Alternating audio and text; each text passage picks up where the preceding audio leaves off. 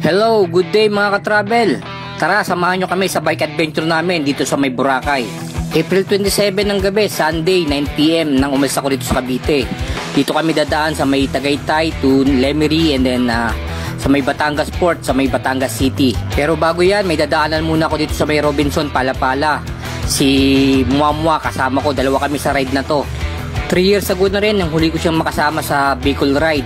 So ngayon lang uli kami magra-ride nito after 3 years. 11 o'clock PM na nag-ride out kami dito sa may Dasmariñas. So pabaybayin namin tong Tagaytay hanggang Batangas na to.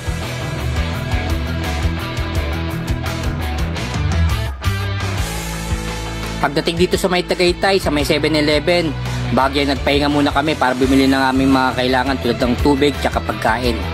Fast forward tayo, 5:30 in the morning, nandito kami sa may Batangas City. Approaching na kami sa may Batangas Port. So almost 10 hours din ang aming padyak mula dito sa Cavite. Tuloy-tuloy yan guys, aga sa makarating kami sa may Batangas Port. Finally, nakarating na rin dito sa may pier ng Batangas. So bumili na ako ng ticket to Caticlan. 1,800 yung binayaran ko, si Muamua 1,300 lang kasi senior siya.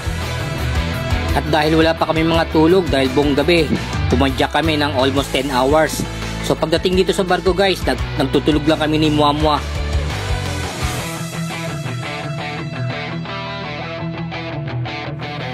Ten hours ang biyahe namin sa barko at 5 PM ng hapon nang dumating kami rito sa may Caticlan. At ayan ang mga bisikleta namin, loaded talaga ng mga gamit yan. At paglabas namin ng pier ng Caticlan, naghanap muna kami rito ng makakainan kasi alam namin mahal ang bilihin sa loob ng isla.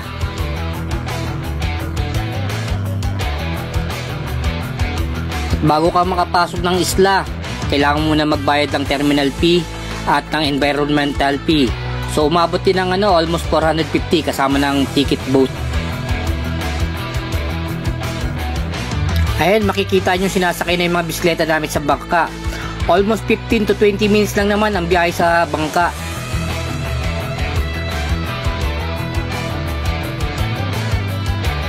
Dito nga, inabot na kami ng dilim bago makarating ng isla at hinanap na rin namin yung tutuluyan namin sa bahay ng pinsan ko.